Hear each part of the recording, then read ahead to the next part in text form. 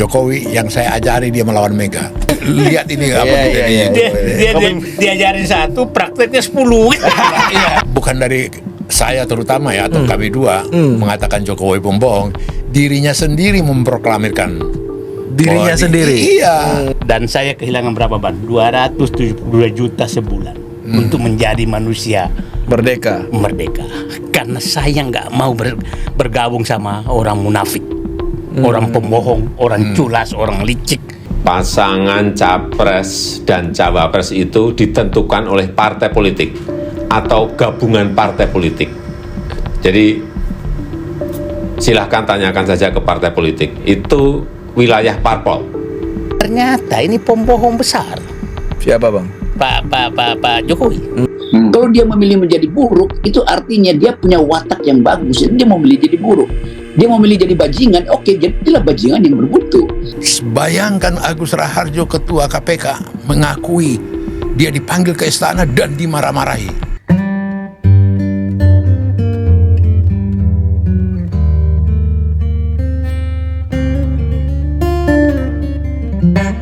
Saya terus terang aja, ini bukan penyesalan, bukan kemudian satu testimoni. Waktu itu kita datang dengan satu kepolosan, dengan itikat baik, dengan niat yang baik, bahwa pemerintah ini pemerintah yang lebih merakyat, dan kemudian kita bantulah, betul-betul kita bantu dia. Sebenarnya Partai Bang Panda ini sudah dikudeta oleh Jokowi 2016. Oh ya? Sudah dikudeta. Megawati itu sudah dikudeta 2016, Pak. Nah, cuma saya nggak tahu mereka paham apa enggak, tapi saya udah paham ini sedang dikudeta. Kenapa? Coba lihatlah. Pada saat itu menteri-menteri yang berpihak ke rakyat itu diberhentikan. Rizal Ramli, Sudirman Said, apa segala. Terus menteri-menteri yang ece-ece dikasih ke PDIP. Dimasukkanlah menteri-menteri oligarki ke dalam. Oke? Nah, disitulah bergabung oligarki dan dibuanglah PDIP yang partai yang membesarkan. Bukan dari saya terutama ya atau kami dua mengatakan Jokowi pembohong, dirinya sendiri memproklamirkan Dirinya sendiri. Iya. Buktinya banyak. Iya kan? Jadi tidak fitnah, tidak tuduhan, tidak insinuasi. Jadi jangan kau pikir saya ya, apalagi bersama berdua untuk mengatakan enggak. Gokil. Jokowi dikuliti oleh kedua tokoh ini. Ada si manusia merdeka, Said Didu, dan juga politisi Panda Nababan. Soal sepak terjangnya dalam perpolitikan selama berkuasa. Kedua tokoh ini adalah mantan bawahan Jokowi di pemerintahan dan juga orang terdekatnya di dalam dunia politik. Mereka berdua membongkar satu persatu kebohongan yang dilakukan Jokowi selama berkuasa. Ya, mengenai putusan MK, silahkan ditanyakan ke Mahkamah Konstitusi. Jangan saya yang berkomentar. Silahkan juga pakar hukum yang menilainya. Saya tidak ingin memberikan pendapat atas putusan MK, nanti bisa disalah mengerti seolah-olah saya mencampuri kewenangan yudikatif. Kemudian Pak, Mas Gibran akan maju sebagai calon wakil presiden ya Pak? Pasangan capres dan cawapres itu ditentukan oleh partai politik atau gabungan partai politik. Jadi silahkan tanyakan saja ke partai politik. Itu wilayah parpol. Dan saya tegaskan, saya tidak mencampuri urusan penentuan capres atau cawapres. Ini nggak benar nih orang. Ini aku harus keluar dari pemerintahan. Nah, malamnya tuh saya tanya istri saya, Mam, tabungan masih ada nggak? Kenapa? Aku mau mundur semua dari jabatan. Malam itu saya mundur semua dari jabatan dan saya kehilangan berapa, Ban? 272 juta sebulan untuk menjadi manusia Merdeka. Karena saya nggak mau bergabung sama orang munafik, orang pembohong, orang culas, orang licik. Orang bilang Said Didu marah-marah ke Jokowi karena dipecat, bukan? Saya marah-marah ke Jokowi karena saya tahu sifatnya sangat membahayakan negeri ini. Banyak Dan contoh. Investor sudah ke IKN. dari Timur Tengah, dari Singapura, dari Jepang, dari apa gitu kan. Rocky Gerung udah teriak-teriak, bohong itu, gak benar itu, gitu. Dan ternyata memang betul bohong. Lebih cerah lagi, lebih terang benderang lagi kebohongan itu waktu dia bawa oligarki ke IKN. Yang dipimpin oleh si Aguan, dibawa. Lebih konyol lagi, ada pengakuan Aguan, kami dipaksa, ya kan? Kami harus selamatkan wajahnya presiden. Coba di mana kehormatannya Jokowi dikomentari kayak gitu, kan? Kalau tidak buah daripada bohong. Iya. Tapi sekali lagi kalau saya masuk lebih dalam perspektif filsafat ya, Aristoteles, orang yang mengerti tentang nature manusia itu, bahkan menyebutnya begini, dia bilang manusia itu dia bisa sangat baik dan itu tergantung pada pertanggungjawaban dia. Dia juga bisa sangat buruk tergantung pada pertanggungjawaban dia tuh. Kalau dia memilih menjadi buruk, itu artinya dia punya watak yang bagus. Jadi dia memilih jadi buruk. Dia memilih jadi bajingan, oke, jadilah bajingan yang bermutu. Memilih jadi ulama, jadilah ulama yang bermutu. Jadi semua tergantung dari mutu seseorang yang dianggap oleh Aristoteles itu dia pilih itu namanya virtus itu. Jadi keutamaan manusia dia pilih. Ada orang yang memang memilih jadi maling, tetapi jadilah maling yang bagus itu. Jangan minta ampun kalau ketangkap, kalau digebukin. Kalau mau jadi koruptor, jadilah koruptor yang bermutu. Jangan jadi koruptor yang tolol. Koruptor yang tolol itu dia udah ketahuan korupsi, dia masih pakai cara untuk mengurangi kekuasaan dia atau hukuman dia. Itu kan koruptor yang tolol. Setelah saya bongkar Papa minta saham saat itu, Bung Panda, terus dipanggil saya, disuruh berhentikan. Dia bilang ini orang besar.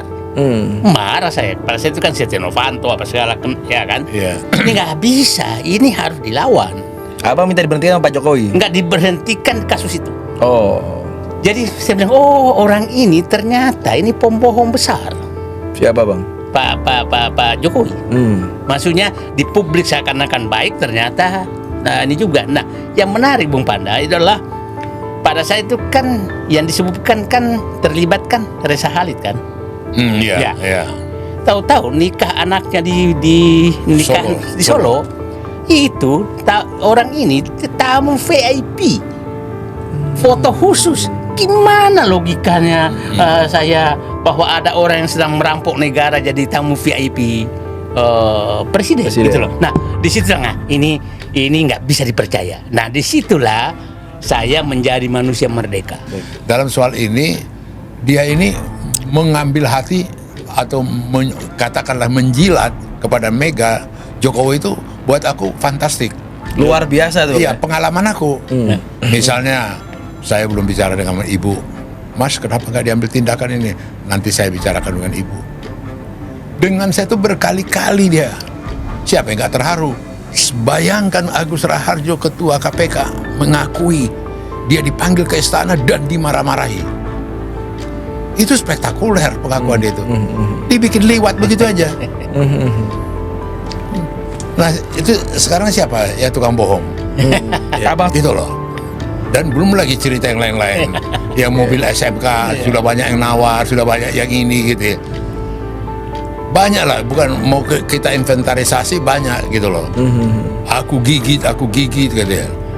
Nggak digigitnya. Tentu saja, pernyataan dari kedua tokoh ini tentang janji manis dan juga kebohongan Jokowi ketika berkuasa, dari SMK hingga soal oligarki dan juga permainan politiknya, yang tentu saja akan membuat para ternak gerah dan sebisa mungkin akan mengkonter serangan yang ditujukan untuk junjungannya. Dan kebohongan mana lagi yang akan kau ciptakan?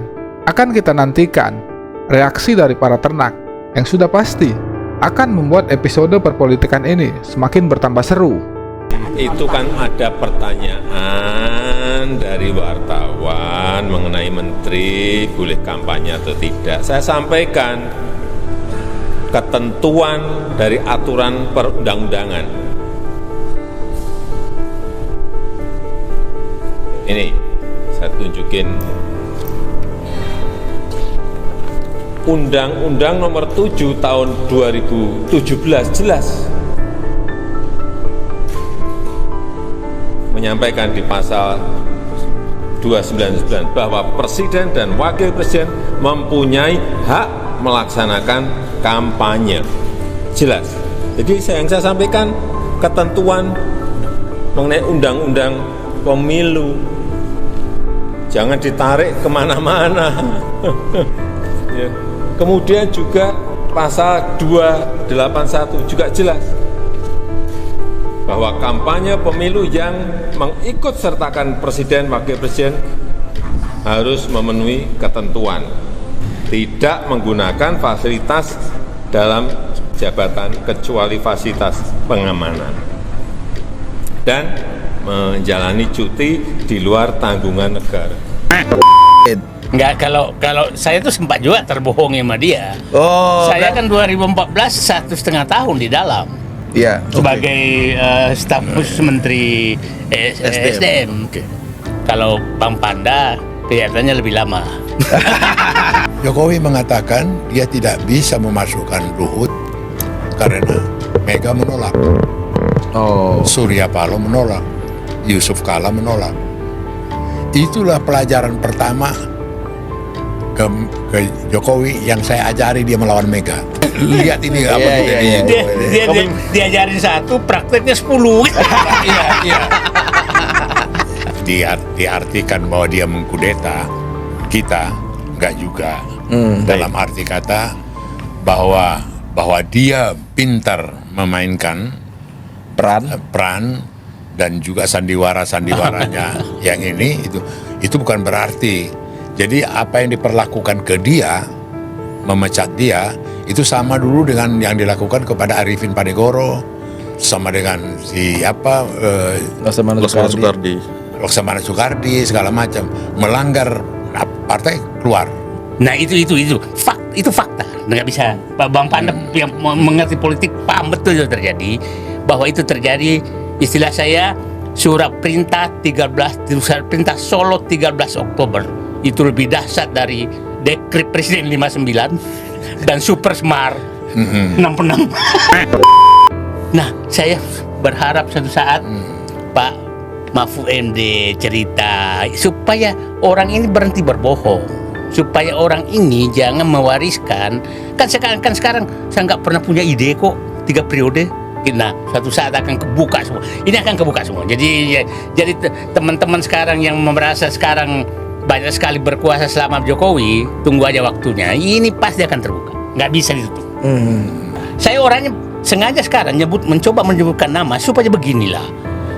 Kita lama, Pak Panda senior saya, guru saya banyak hal untuk untuk konsistensi.